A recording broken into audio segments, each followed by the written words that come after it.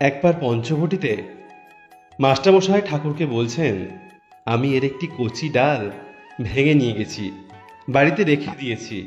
তখন ঠাকুর সহাস্যে বলেছিলেন, কেন?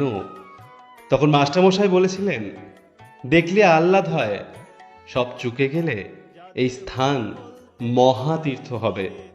তখন ঠাকুর সহাস্যে বলেছিলেন, কিরকম তীর্থ? সে কি পেনেটির মতো? ঠাকুরের বলা সেই পেনেটি বর্তমানে পানিহাটি নামে পরিচিত। ঠাকুর এই পানিহাটিকে মহাতীর্থ বলেছিলেন। ঠাকুর, স্বামীজি এবং স্বপার্ষদের পদধূলিতে ধন্য এই মহাতীর্থ পানিহাটিতে নেই কোনো ঠাকুরের স্থায়ী ভাবপ্রচার কেন্দ্র বা আশ্রম।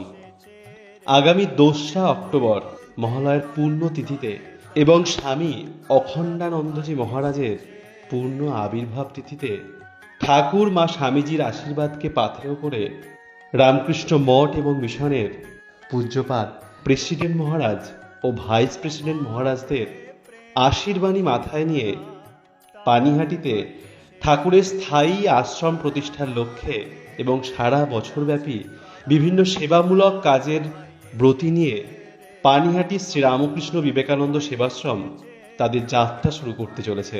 স্বপার্ষদ শ্রীরামকৃষ্ণদেবের পদধূলিতে ধন্য মহাতীর্থ পানিহাটিতে ভক্ত মণি সেনের বৈঠকখানায় সকালে বিশেষ পূজা পাঠের মধ্য দিয়ে শুরু হতে চলেছে এই মহাযজ্ঞ। বিকেলে শোভাযাত্রা, ধর্মসভা এবং বিশেষ প্রয়োজন সম্পন্না মায়েদের জন্য বস্ত্র বিতরণ এবং হাতে হাতে প্রসাদ বিতরণ ও সন্ধ্যায় ঠাকুরের আরাত্রিক ভজনের মধ্য দিয়ে এই অনুষ্ঠান সমাপ্ত হতে চলেছে। সেই মহতী কর্মযজ্ঞে আপনাদের সহযোগিতা আমরা একান্তভাবে প্রার্থনা করি।